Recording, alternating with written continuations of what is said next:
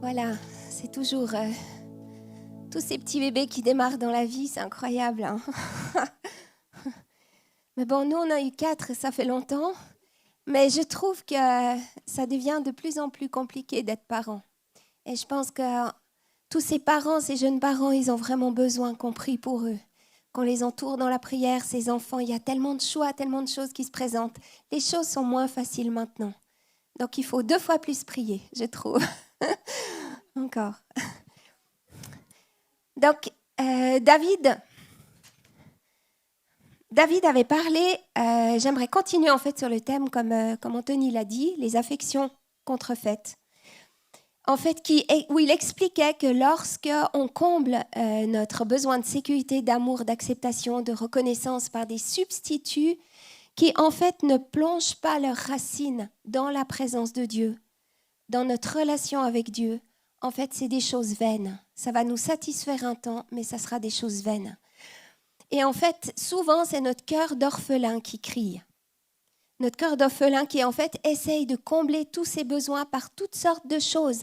On remplit nos vies par des sports, par d'autres choses où ça tourne des fois, certaines fois, aux addictions. On se surprotège aussi certaines fois pour avoir besoin de personne, pour ne pas être blessé. Tout ce genre de choses qui sont des affections contrefaites. Et si vous n'avez pas vu le message ou pas entendu le message David, je vous encourage à l'écouter. C'était il y a 2 semaines. C'est vraiment un message puissant et qui vaut la peine d'être entendu. Voyez-vous, en réalité, il n'y a que l'amour de Dieu qui peut combler nos cœurs. C'est impossible de faire autrement. Ce qu'il y a tout au fond de nos cœurs, nos besoins primaires, ce qu'on a besoin, qui sont tellement des réalités pour nos vies, le réservoir de notre cœur, il n'y a que Dieu qui peut le combler. Il n'y a que Dieu qui peut le remplir. C'est le seul qui peut nous donner la sécurité, l'acceptation, la légitimité de pourquoi je suis là, notre valeur. C'est en fait un peu comme si Dieu te regardait et te dit « Mais mon fils, ma fille, tu n'arrives pas à croire que je t'aime inconditionnellement. Tu n'arrives pas à croire que ce que j'ai en moi, je peux te le donner et que je peux pourvoir à tous tes besoins. Que chaque fois que tu as besoin de quelque chose, tu peux venir prendre à la source et je vais combler ton cœur. » Et tout ça, c'est parce qu'on a été créé à l'image de Dieu. On a été créé à son image. On est des êtres relationnels avec des besoins profonds qui peuvent être comblés que par Dieu parce que lui nous a créés. Et j'aime ce verset d'Éphésiens 1, verset 4-5, qui dit « En lui, Dieu nous a choisis avant la création du monde pour que nous soyons saints et sans défaut devant lui. Dans son amour, il nous a prédestinés à être ses enfants adoptifs par Jésus-Christ. C'est ce qu'il a voulu dans sa bienveillance. » Alors, il y a peut-être une de choses que je vais répéter que vous avez déjà entendues, mais bon, c'est aussi comme ça qu'on apprend. En fait, c'est un peu comme si Dieu, parce que Dieu, il est Père, Fils et Saint-Esprit, donc ils se sont retrouvés, et puis ils ont eu un projet ensemble. Ils se sont dit, on va faire l'être humain. On ne veut pas rester seul, on va faire ce projet ensemble. Alors, ils l'ont imaginé comme Jésus, le Fils, ensuite adopté par le Fils, et tout ceci avant la création du monde, avant que le monde ne soit créé. En fait, on pourrait dire qu'on est tous made in Jesus. Qu'on le veuille ou pas, qu'on soit d'accord avec, on est made in Jesus. C'est tout. Ensuite, Dieu a imaginé un lieu idéal, un jardin magnifique dans lequel il a placé l'homme. Il a fait de Adam et Ève ses partenaires, ses vis-à-vis. Il y avait une vraie discussion avec eux. Il les a fait de peu inférieurs à lui. Et nous, êtres humains, il leur a donné la domination sur les œuvres qu'il avait créées. Il a tout mis sous leurs pieds. Les brebis comme les bœufs, tous ensemble, les bêtes des champs, les oiseaux du ciel. Ça devait être juste incroyable. Mais plus encore, Dieu leur a offert sa présence et sa relation personnelle, sa présence personnelle, la relation d'un père pour ses enfants. Ça n'a pas de valeur. Ça ne peut pas être imaginé, ça ne peut pas être créé. C'est quelque chose d'incroyable. Tous les jours, un face-à-face d'intimité, de confiance, de sécurité et de tendresse. En fait, une relation de papa avec son fils et sa fille. Et ça, c'était le projet de Dieu. Et c'est dans ce jardin d'Éden, que le sort de l'humanité a basculé, complètement basculé. en raison de la désobéissance d'Adam et Ève. En fait, ils pouvaient manger de tous les arbres du jardin. Il y en avait des centaines. J'ai regardé un peu dans des concordances, voir un tout petit peu. Il y en avait je ne sais pas combien, tous plus beaux les uns que les autres. Mais il n'y en avait qu'un qui ne devait pas manger. Je ne sais pas si vous avez des enfants, des neveux ou des nièces. On voit très bien que quelque chose comme ça, quand on ne peut pas, c'est justement là qu'on a envie, quoi. Et puis qu'on a envie d'aller. Et en fait, malgré tout ça, les centaines d'arbres, il y en a un où, sous peine de mourir spirituellement, en fait, ils ne devaient pas le manger. Ils ont été influencés par les conseils destructeurs du diable, et ceux-là, on les connaît parce qu'on les entend, nous aussi, qui leur a dit « Ah, mais en fait, vous ne mourrez absolument pas, mais Dieu sait que le jour où vous en mangerez, vos yeux s'ouvriront et vous serez comme Dieu. Vous connaîtrez le bien et le mal. » Et être comme Dieu avec cette connaissance du bien et du mal, c'est faire de moi, et non plus de Dieu, mon centre de confiance pour ma vie. Ça veut dire que je décide, moi. Je me base sur une connaissance qui part de moi-même, parce qu'en fait, je ne veux plus obéir à ce Dieu qui est mon Père, mais je veux obéir à ce qui part de moi. Et en fait, tout ce qui est de Dieu, l'infinie grandeur, la toute-puissance, lui qui me connaît, parce qu'il m'a créé, en fait, je le laisse de côté. Ça veut dire que ça fait de mon point de vue limité de créature, en fait, la référence pour mes choix. Moi, je suis la base. C'est à partir de moi que je choisis. Je décide ce que j'appelle bien et ce que j'appelle mal. En fait, c'est un refus de Dieu et de son amour du Père. Une perte de son identité de fils et de fille. Et c'est ce qui s'est passé. Adam et Ève, ils ont agi en fait contre leur nature la plus profonde, contre leur besoin le plus profond d'appartenance, d'être aimés, d'être protégés, d'être légitimés. Ils ont échangé leur esprit d'adoption de fils et de filles contre un cœur d'orphelin. Et le résultat de tout ça, c'est qu'en fait, ce cœur d'orphelin, il a été transmis de génération en génération à toute l'humanité. Et nous, quand on est avec un cœur d'orphelin. Tant qu'on ne connaît pas, tant qu'on n'a pas rencontré Jésus, on a ce cœur d'orphelin.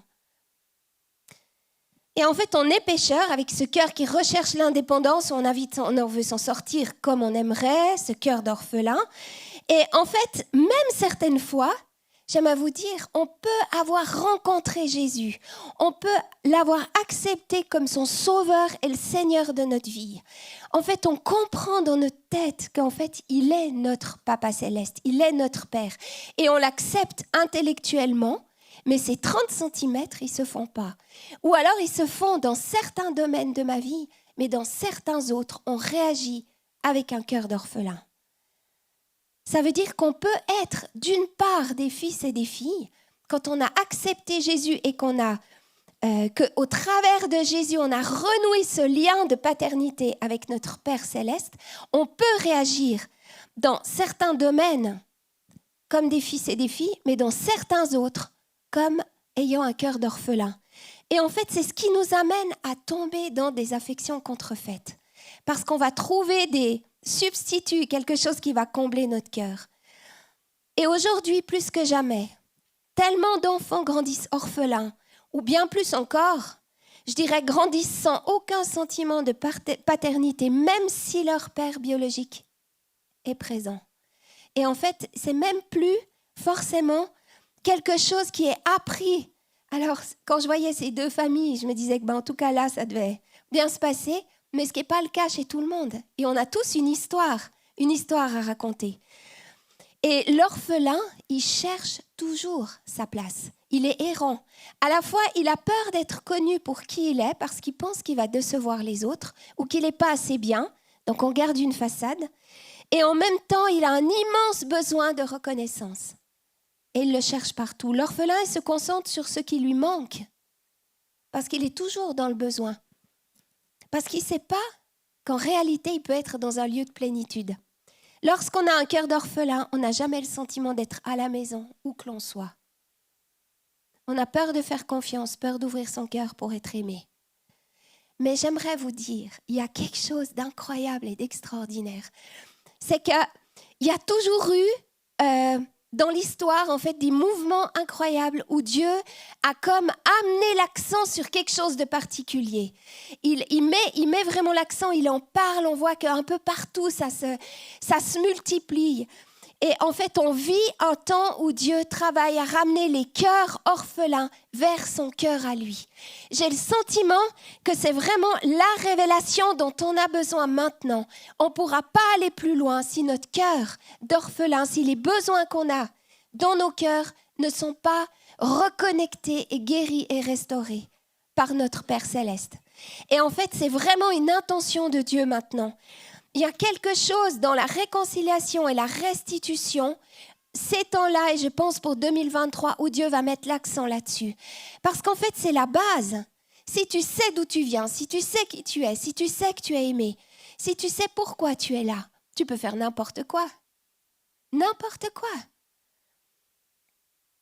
Donc Dieu, dans son amour infini, il révèle son amour parfait à chacun d'entre nous, à l'orphelin que je suis encore, ou alors dans certains domaines encore. Et en fait, il va visiter ces domaines qui sont orphelins dans ma vie. Il va visiter certaines choses. Il va amener son huile de guérison. Il va combler, il va guérir, restaurer. Il va consoler là où on en a besoin. Et en fait, j'ai ressorti quelques attitudes, juste 4, d'un cœur orphelin et les attitudes d'un cœur de fils et de filles. Il y en a beaucoup plus. Mais moi, je crois que Dieu et le Saint-Esprit sont en train de parler aussi à vos cœurs, comme ils l'ont fait pour moi, parce qu'on ne prépare pas un message comme ça sans passer par un sacré chemin. Donc, en fait, Dieu est en train de travailler vos cœurs. Et je vais juste montrer 4 choses sur ce tableau, où le cœur brisé, le cœur orphelin, il se bat contre l'insécurité et la crainte.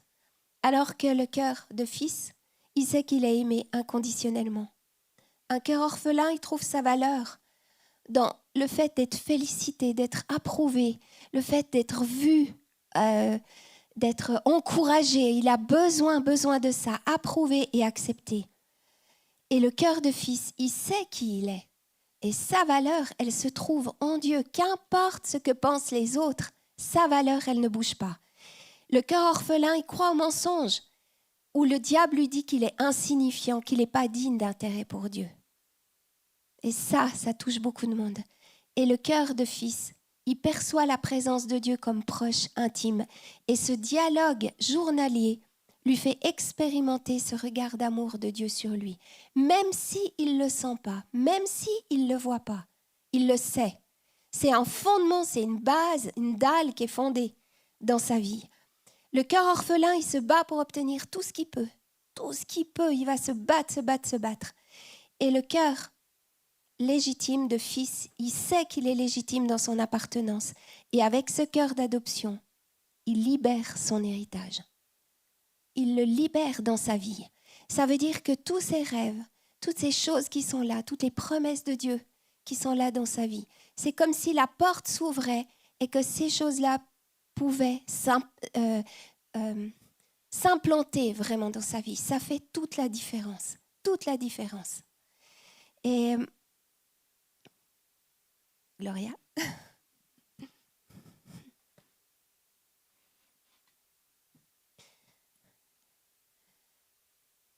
J'aimerais continuer en vous racontant une histoire. C'est une parabole. C'est l'histoire d'un clochard, en fait. C'était un homme qui vivait sous les ponts. Il avait ses cartons, il avait 2-3 choses avec lui. Et puis, la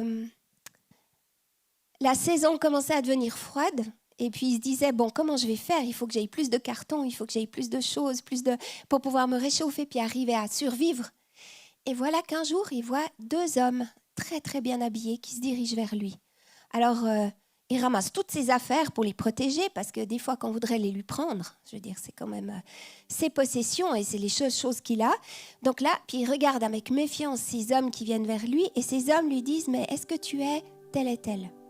Puis il dit « Ouais, ça dépend pourquoi. » Et puis ils disent « Mais parce qu'en fait, on a fait des recherches et en fait, il se trouve que tu es de famille royale.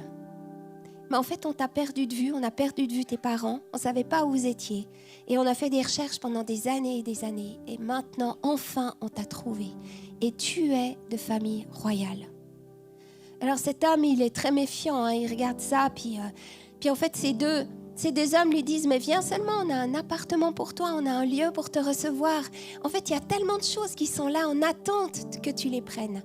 Alors cet homme, il prend ses petites affaires, il prend ses cartons avec, on ne sait jamais.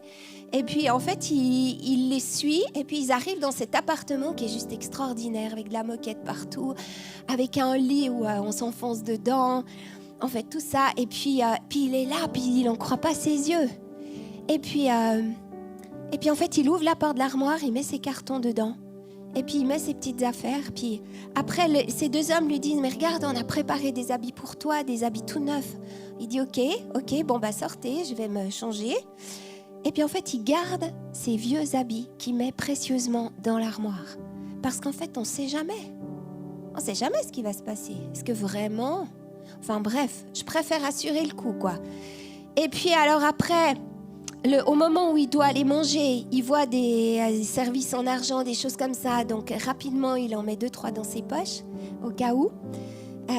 Ses habits, il ne les garde pas. Il mange comme si c'était son dernier repas, comme s'il n'en avait qu'un. Et en fait, les hommes sont là, puis lui disent, mais en fait, tu as tout à disposition. Tout est là. Tout est là. Tu es de la famille. Tu es un fils. Tu es réellement un fils. Tu es de la famille royale.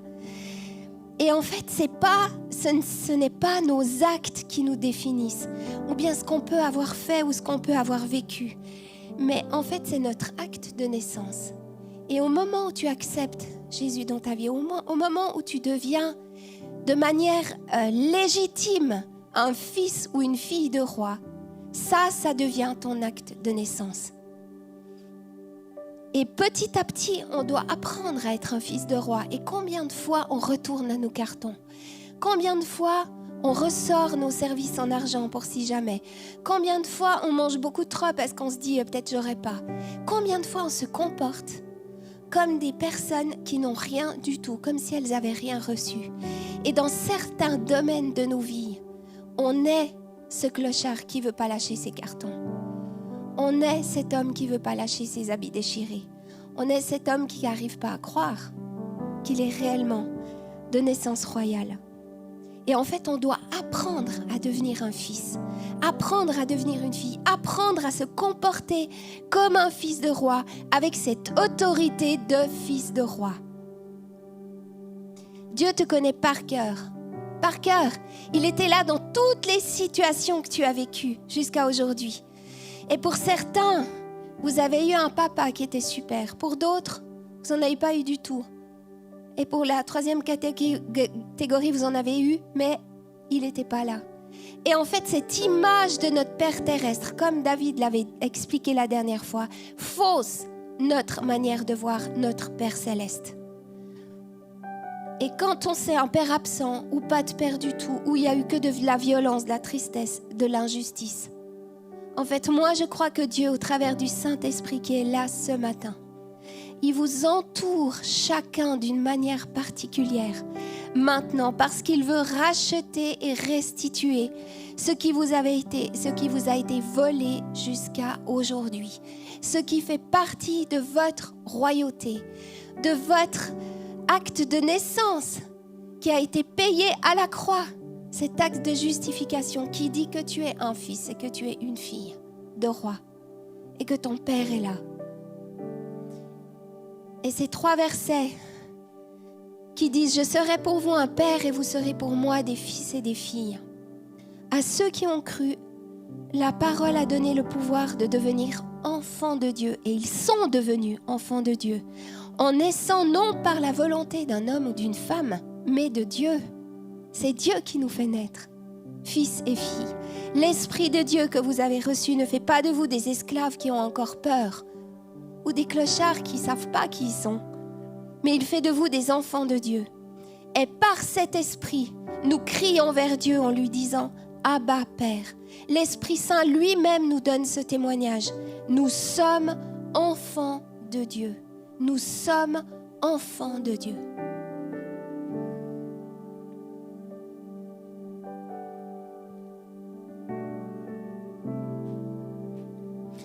Et j'aimerais, avant toute chose, vraiment donner l'opportunité à ceux qui n'ont pas encore fait cette démarche.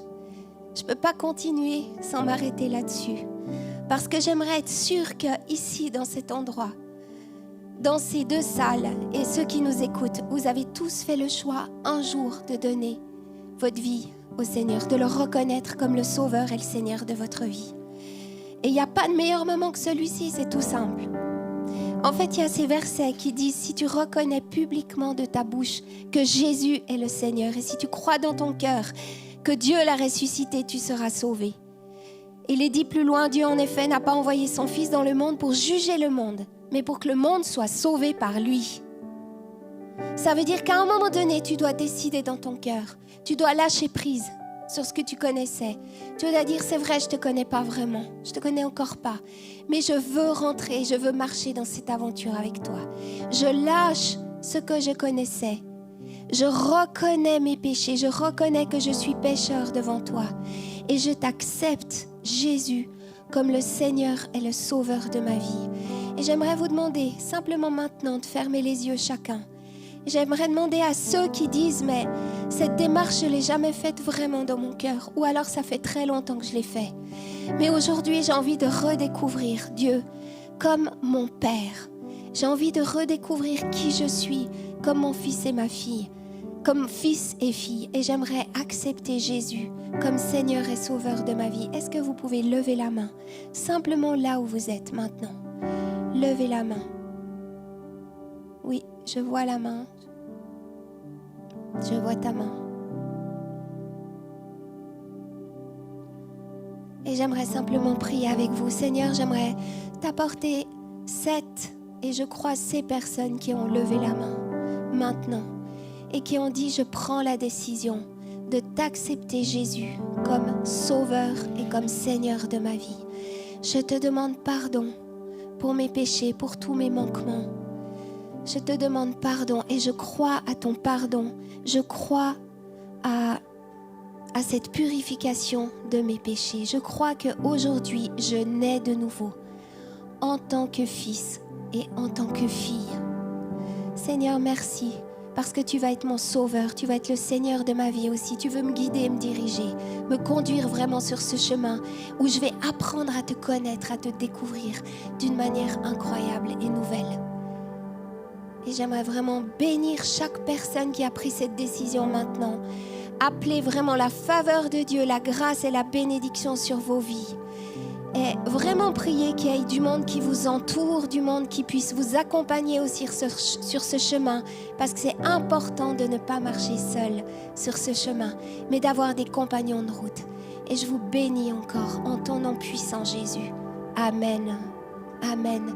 Et j'aimerais encourager les personnes qui ont levé la main à venir à la fin. Il y aura des équipiers de prière ici devant qui vont pouvoir prendre le temps de vous expliquer aussi la démarche que vous avez fait maintenant. Et j'aimerais, pour finir, simplement prendre le temps de prier, mais j'aimerais vous demander de vous lever aussi chacun.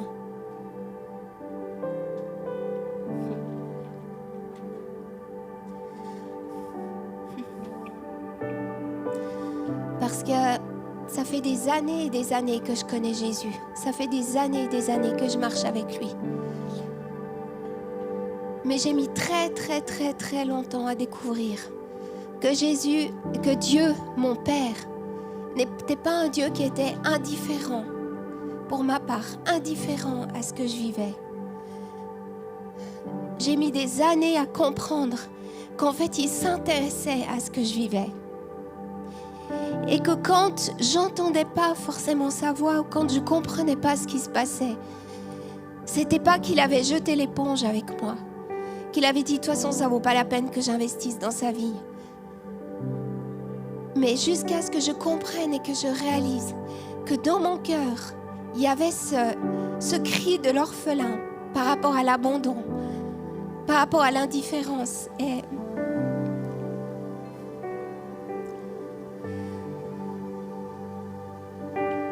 ça me touche toujours autant parce que c'est pas quelque chose c'est quelque chose pour lequel j'ai dû me battre et pour lequel Dieu a dû percer les couches pour arriver à me faire comprendre qu'en fait, toute ma vie avait de l'importance pour lui, que jamais il ne serait indifférent, que jamais il ne m'abandonnerait. Et en fait, je crois que le Saint-Esprit est en train de travailler le cœur de plusieurs. Il est en train comme de ramollir la terre de votre cœur. Et j'aimerais qu'on le laisse juste faire son œuvre. Plusieurs d'entre vous, vous devez faire cette démarche. Peut-être vous ne l'avez jamais fait, de renoncer à ce cœur d'orphelin. De renoncer à ce cœur d'orphelin qui a été le vôtre jusqu'à aujourd'hui. C'est comme enlever un manteau et de dire maintenant, consciemment, je change de statut et je reçois ce cœur d'adoption de fils, de fille que Dieu me donne maintenant.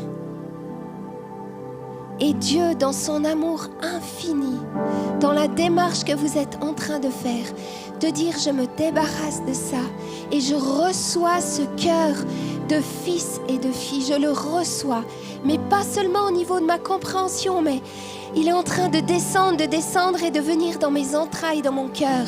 Et cette révélation que tu es un fils, que tu es une fille et que Dieu t'aime infiniment, c'est pas juste des paroles. C'est pas des likes ou des petits cœurs ou des machins comme ça. C'est quelque chose en profondeur qui te dit à tes tripes et à tes entrailles, tu es mon fils bien-aimé, tu es ma fille bien-aimée. Et est-ce que tu prends le risque d'ouvrir ton cœur? Est-ce que tu prends le risque de dire Saint-Esprit, viens, viens et manifeste-toi en moi. Je suis d'accord que tu me montres les domaines où j'ai compris que j'étais fils, mais les domaines où je t'ai encore jamais laissé rentrer, où j'ai essayé de trouver des substituts, où j'ai essayé de faire autrement, de combler mon cœur autrement par d'autres choses, mais où en réalité j'ai mon cœur d'orphelin qui crie dans ce domaine-là. Ça peut être l'abandon, ça peut être tellement d'autres choses. Ça peut être la reconnaissance, le fait d'être vu, d'exister, de dire mais est-ce que j'existe moi? Est-ce que vraiment j'existe? Partout où je vais, est-ce que je fais la différence? Est-ce que quand je rentre dans une salle, ça fait une différence? Ça, c'est le cœur d'orphelin qui crie. Et en fait, Dieu veut mettre sa révélation à cet endroit-là. Il amène la consolation dans ton cœur. Tu ne peux être consolé que par Dieu. Il n'y a que Dieu qui peut te consoler profondément, qui peut déposer cette dalle avec cette assurance que tu es aimé de manière inconditionnelle. Il est en train de ramener la vie dans ton cœur, dans la mesure où tu ouvres, où tu te rends vulnérable. La vie, la légitimité, l'acceptation, l'amour et la valeur, une immense valeur. Tu n'es plus orphelin, mais tu es fils et fille. Tu as été adopté par le Père, le Créateur des cieux et de la terre. Ce même Dieu qui t'a choisi, qui t'a voulu, qui t'a créé, tu es adopté par lui. Et ça, c'est la vérité. Ça, c'est la vérité. Et je prie vraiment pour chacun d'entre nous qui sommes là, pour une liberté nouvelle. Quelque chose de fort et de puissant qui n'a jamais été là jusqu'à aujourd'hui. Pour un établissement profond dans vos vies. Pour une légitimité qui se grave profondément, comme dans la pierre de vos cœurs, qui est gravée, qui ne peut plus, dans le marbre, qui ne peut plus partir. Une transformation profonde qui amène une paix dans vos vies entières. Aucune peur, aucune crainte, parce que tu sais que ta vie appartient à Dieu, à ton papa. Parce que tu sais qu'il prend soin de toi en toutes circonstances. Il y a cette certitude gravée dans ton cœur maintenant, que ta valeur se trouve dans le regard que pose ton Papa Céleste sur toi. Et ce regard, tu le reçois maintenant. Moi, je crois qu'il y en a beaucoup qui voient ce regard de Dieu. Tu vas le voir un peu comme quelque chose qui s'éclaire d'un côté. Il y a comme une lumière qui est là alors qu'il n'y a pas de spot, mais tu sens ce regard de Dieu sur toi qui te transperce parce qu'il te voit en entier, du sommet de ta tête jusqu'à la plante de tes pieds. Et ce regard, il se pose sur toi, tu n'as plus rien à prouver. Il t'aime inconditionnellement parce que tu es son fils et sa fille bien-aimée. Son fils et sa fille bien-aimée. Et Seigneur, je prie que tout ce qui a été commencé maintenant, déjà il y a 2 semaines, parce qu'on a été ébranlés vraiment dans qui on était, et qui continue aussi ce temps-là, et qui va continuer pendant le mois de décembre, parce que c'est un mois particulier, celui où Jésus, tu es venu. Mais je prie que tout ce qui a été commencé mûrisse dans vos cœurs et vous amène à devenir des hommes et des femmes entiers dans votre légitimité et dans votre identité de fils et de fille de roi, avec plus aucun endroit qui crie parce qu'il est orphelin, mais établi et construit dans qui vous êtes pour rentrer pleinement dans l'héritage que Dieu a pour vous, dans toutes les parts d'héritage qui sont encore là et que vous devez recevoir. Et je prie vraiment que cette œuvre se manifeste d'une manière puissante dans les jours et les semaines qui viennent. Et qu'en commençant cette année 2023, vous puissiez dire « Je suis entier, je suis aimé, je suis un fils et je suis une fille aimée inconditionnellement par mon Père. » Amen. Amen.